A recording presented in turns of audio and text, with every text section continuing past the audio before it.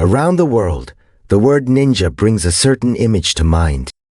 Black clothing, a shadow racing through the dark, a mysterious warrior who throws shuriken, leaps across rooftops, and vanishes in a cloud of smoke. Movies, anime, and games have always portrayed ninjas in a flashy way. But were real ninjas actually like that?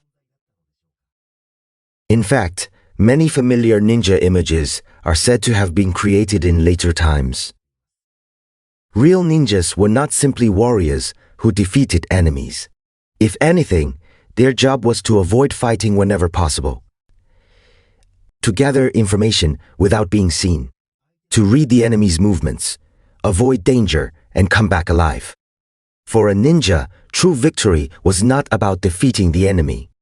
It meant bringing back the information they needed, fulfilling the mission, and avoiding pointless conflict. In other words, ninjas were less combat specialists than masters of winning without fighting. To understand the ninja, the first key idea is this: do not stand out. When we hear ninja, we picture black clothing. But real ninjas did not always dress in black. What mattered was not looking like a ninja, but never being recognized as one. They could look like farmers, merchants, or travelers. Sometimes like monks or mountain ascetics. They blended in and raised no suspicion. That may be closer to a real ninja. If you had passed a real ninja on the road during Japan's Warring States period, you probably would not have noticed. Because the job of a real ninja was not to look like one. There is another famous symbol of the ninja, the shuriken. But shuriken do not represent everything about ninjas either. Of course, they were used as weapons. But simply carrying an obvious weapon was dangerous. If they were searched on the road, a suspicious weapon would immediately give them away. So ninjas are said to have used tools that look like farm tools or everyday items. Here, too, we see the ninja mindset. Avoiding suspicion mattered more than powerful weapons. Avoiding a fight mattered more than fighting. Hiding strengths mattered more than showing it. A ninja's wisdom was always hidden from view. And for a ninja, the most important weapon was neither the sword nor the shuriken. It was information. Where was the castle weak? Which route would keep them unseen? Who was dissatisfied? When were the guards thinnest? How do people move in rain, wind, or moonless nights? Before they fought, ninjas observed. They studied the terrain, the people, the atmosphere, and even the opponent's mind. Then they searched for the quietest path to the goal, with the least danger. This was not cowardice. If anything, it was advanced courage. Head-on fighting is an easy courage to understand.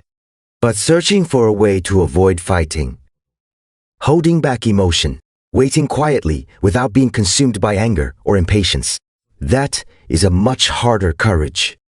A ninja's strength was not only in muscle, it was in observation, memory, judgment, patience, and the discipline to avoid standing out. This idea also connects to deep Japanese culture. In Japan, there is a concept called ma, the pause between sounds, the space between words, the interval between moving and staying still. Ninjas, too, were people who could read this ma. Should they move now, or wait, approach, or pull back, speak, or stay silent? Not moving to win, waiting not to lose. Not approaching to strike, keeping distance to go unnoticed. Ninjas did not simply move fast. They knew when to move. Ninjas were also deeply connected to nature. They knew mountains, rivers, wind, and the darkness of night. Rain let them hide in sound. Wind let them hide in swaying trees. Moonless nights hid them in darkness. They did not resist nature, they joined it. This, too, is a sensibility Japan has long valued. Nature is not something to conquer. Nature is a partner. Human beings, too, are part of a larger flow. Ninjas may have been people who refined that sensibility to its limit. In one phrase, the ninja spirit was this: erasing the self. Leave no name behind, show no form, boast of no achievements. Today, we are expected to make ourselves stand out, to speak, assert, and prove we exist. But ninjas went in the opposite direction. They erased their form, their presence, and their emotions, and accomplished only what had to be done. Here lies the Japanese spirit deep within the ninja. It is not a flashy victory, it is quiet achievement. Not destroying the opponent, but reading the situation and achieving the goal with the smallest possible movement. Not force, but flow. Not shouting your claim, but grasping the essence in silence. Not fighting to win, but winning without fighting. Perhaps the world is drawn to ninjas not simply because they are mysterious.